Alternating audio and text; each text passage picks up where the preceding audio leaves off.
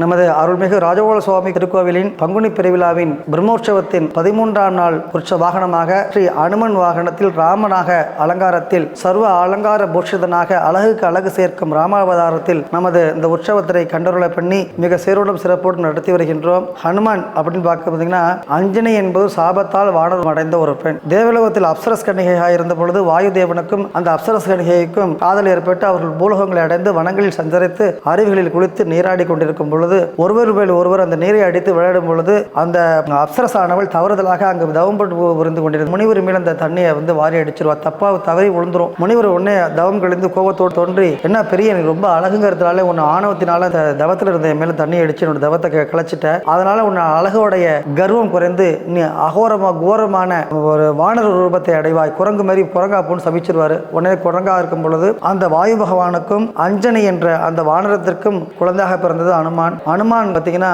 ஒரு சின்ன வயசுல ரொம்ப துருதுருன்னு இருப்பாராம். ஏற்கனவே வானரம்ங்கிறது எப்பவுமே துருதுருன்னு இருக்கும். ஹைப்பர் சைல்டு மாதிரி ரொம்ப சுறுசுறுப்பா இருப்பாராம். அவங்க அம்மா ஒரு நாள் உட்கார வச்சிருந்து சூரியனை காட்டி சாதம் ஓட்டிட்டு இருப்பா. சாதம் ஓட்டிட்டு இருக்கும்போது, அம்மா அந்த வானத்தில் இருக்கிற பழம் எனக்கு வேணும்னா, என்ன பழம் அவ்வளோ சுத்தி முத்தி பழமே இருக்காது, எந்த பழம்னு கேட்டோன்னா வானத்தில் சூரியன் தான் பழம்னு நினைச்சிட்டு அந்த பால சூரியனை பழமாக நினைத்து தன் கைகளால் பிடிக்கணும் அப்படின்னு சொல்லிட்டு உடனே அங்கேருந்து பாஞ்சு அந்த சூரியனை பிடிக்க போயிடுவார். சூரியனை கிட்ட போக போக என்ன சொன்னா, இந்திரனுக்கு யாரு ஒரு வானரம் அந்த மாதிரி வந்துட்டு இருக்க அப்படின்னு சொல்லிட்டு தன் கையில் உள்ள வஜ்ராயுதத்தை வீசுவான். அது குழந்தையோட தாடையில பட்டு தாடை எலும்பு உடைந்து கீழே விழுந்துரும். ஹனுமான் என்ற வாக்கியத்திற்கு தாடை நொறுக்கப்பட்ட தாடையை உடையவன் என்றுதான் இந்த அர்த்தம். அதுதான் ஹனுமான்ங்கிற இதுக்கு அர்த்தம். ஆஞ்சநேயருங்கிறது அஞ்சனையுடைய புத்திரன், அதனால ஆஞ்சநேயன். ஆக உண்மையான பேர் என்ன? சுந்தரன்கிறது ஆஞ்சனுடைய பேர். சுந்தரன் ரொம்ப அழகு மிகுந்தவர், சொல்லின் செல்வன் சுந்தரன் என்று சொல்வது போல் சுந்தரகாண்டம்னு அந்த காண்டத்துக்கே பேர் அனுமார்னால தான் அப்படின்னு சொல்லுவாங்க. அப்படிப்பட்ட பிரபாவத்தை உடைய அனுமார், தன் பலமறியாத அனுமார் அந்த ராமநாமத்தை உச்சரித்ததினாலேயே மலையின் மீதிலிருந்து கடலை தாண்டினார். அதுபோல் நாமும் இந்த சம்சார சாகரத்தை தாண்ட வேண்டும் என்றால் பகவானுடைய நாமத்தை பற்றிக்கணுங்கிறது. யுகங்கள் தோறும் மற்ற யுகங்கள் எல்லாம் பகவானை அடையணும்னு சொன்னா சடகாதி முனிவர்களாம் பல ஆண்டுகள் கோடி ஆண்டுகள் பகவானுடைய சாட்சாத்காரத்துக்காக வேண்டி தவம் இருந்த நிலையில் இந்த கலியுகத்தில் பகவானுடைய நாமத்தை பேரை சொன்னாலே போறோம் அப்படிங்கிறாங்க. அந்த நாம சங்கீர்த்தனங்கிறது, நாமஸ்மரணைங்கிறது ரொம்ப ரொம்ப முக்கியம். அந்த நாமஸ்மரணைக்கு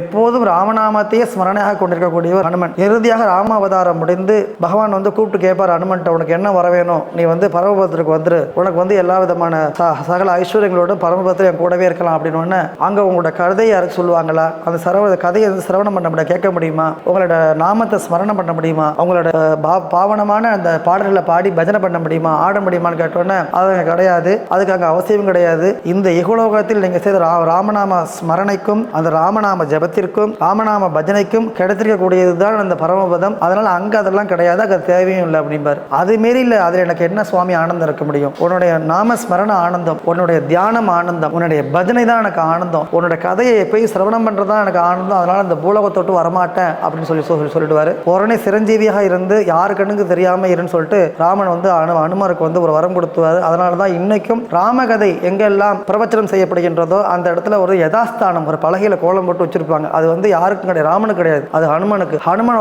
அந்தர்யாமியாக இருந்து கண்களில் நீர் மல்க அந்த ராமகதையை கேட்டுக்கொண்டிருக்கிறார் என்ற ஐதீகம். பக்தன் என்பதற்கு வாயு சூணு வாயுனுடைய புத்திரனாகிய ஹனுமன் தான் ஒரு உதாரணம்.